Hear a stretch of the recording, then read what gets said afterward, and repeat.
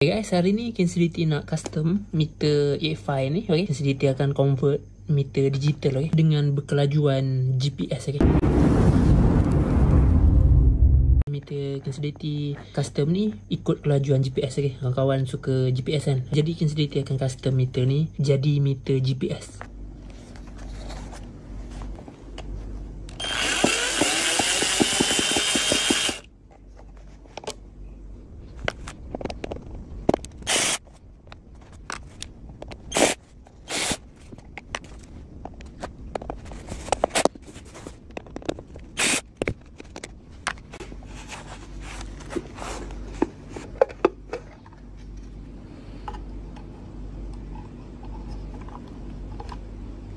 Okay guys, jadi KNCDT akan buat sampai siap. Stay tune video ni sampai habis. Okay,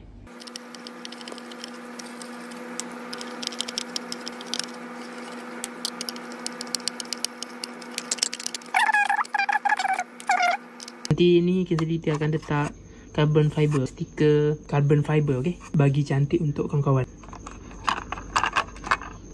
Okay, untuk panel meter kena buka hati-hati lah minyak. Kita tak nak kacau dia punya jarum. Okay, jadi macam ni lah bentuk dalam dia. Untuk sistem meter motor ni KNCDT akan ganti dengan meter GPS. Jadi KNCDT akan customkan. Jadi nanti lepas ni tak ada dah pakai kelajuan motor. EFI di Malaysia semua pakai meter kelajuan GPS. Memang berat lah. Jadi kawan-kawan nak dapatkan kelajuan GPS, boleh setting motor, set motor pakai meter GPS DT. Memang padu.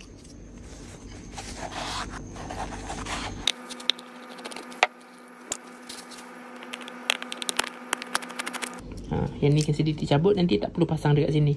Kawan-kawan forward je kawan-kawan punya kabel meter tu dekat luar meter, tak ada masalah.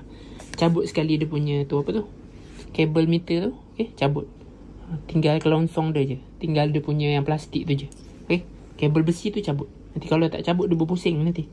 Kalau speedometer belah bawah tu hidup. Okay, jadi ni KNCDT dah cabut. KNCDT akan pasang custom meter GPS. Siap ada minyak sekali nanti. Okay guys, KNCDT dah tampal stiker carbon fiber.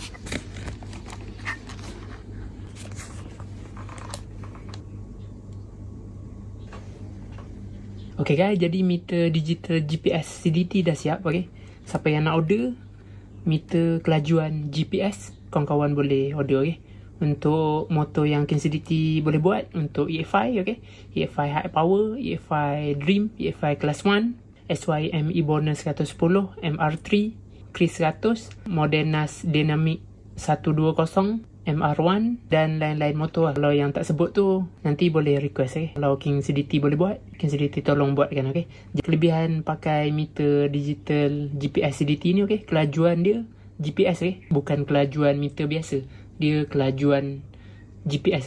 Dia guna satelit. Kelebihan seterusnya pakai meter digital GPS CDT ni, tak perlu pakai speedometer. Tak perlu pakai kabel meter. Kabel speedometer tak perlu pakai. Sampai PNP boleh terus guna. Jadi jika berminat untuk order, kawan boleh WhatsApp nombor KNCDT bawah. Terima kasih support.